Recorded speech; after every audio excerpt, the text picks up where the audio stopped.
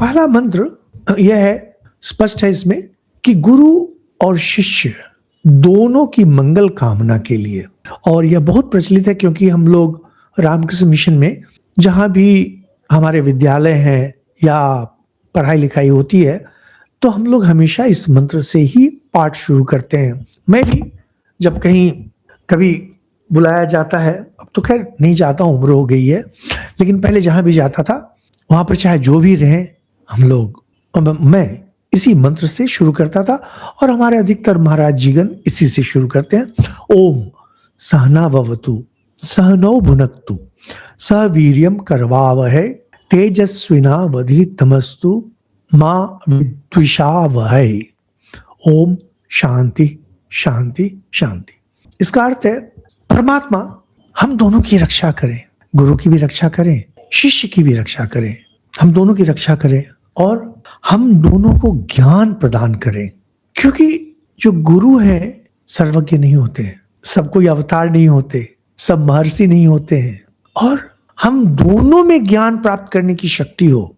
इसीलिए जैसे कि सभा आदि आप कर रहे हैं, आप सभापति हैं या वक्ता हैं, परमात्मा से प्रार्थना जो श्रोतागण है, जो वक्ता है, दोनों में शक्ति हो, बोलने की भी और धारण कर सकने की भी। क्योंकि अधिकतर लोगों में बोलने की क्षमता नहीं रहती है, और अगर बोल भी दे तो धार उसको ले सके इसकी क्षमता नहीं रहती है। और कहते हैं तेजस्विनावधीतमस्तु, हम लोग जो अध्ययन कर रहे हैं, वेद उपनिषद अंक गणित विज्ञान इतिहास सत्य के रूप में हमारे सामने प्रकाशित हों। अधिकतर जो हम लोग पढ़ते हैं, हम लोग को याद है बचपन में रटंत विद्या, रटे जा रहे नहीं, कहते कि स्पष्ट हो। वाह, ज्ञान किसी सत्य को प्रकट करता है। अगर सत्य प्रकट ना हो तो ज्ञान किसी काम का नहीं।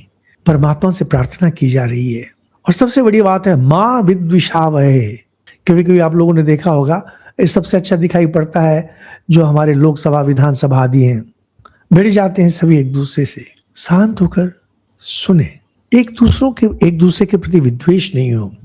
तो यह कहते हैं कि गुरु शिष्य में जब एक शिक्षा को लेकर चर्चा चलती है तो आवश्यक रहता है कि एक दूसरे के प्रति विद्वेष ना रहे। आप लोगों को अगर याद हो, हम लोगों ने पिछले दिन कहानी सुनाई थी, वैशंपायन ऋषि और उनके शिष्य याज्ञवल्क्य में किस तरह से वैमनस्य का भाव आ गया, कैसे बिखर गए दोनों।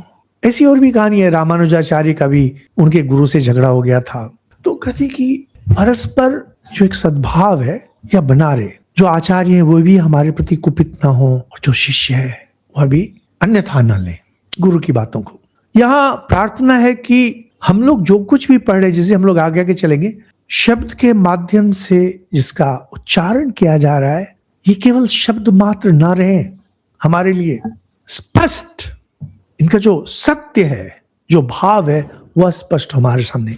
जिससे हम लोग जब बोलते हैं सब ईश्वर की कृपा है बोलते हैं, लेकिन ईश्वर आपके लिए क्या केवल शब्द हैं या ईश्वर एक सत्य है? अगर केवल शब्द हैं अधिकतर लोगों के लिए, जब आप वेद पढ़ते हैं, अध्ययन करते हैं, तो सत्य के रूप में आपके सामने आना चाहिए। तो कहते हैं ना कि तेजस्विना आदितम, हम लोग पढ़े सत्य को प्रकाशित करें।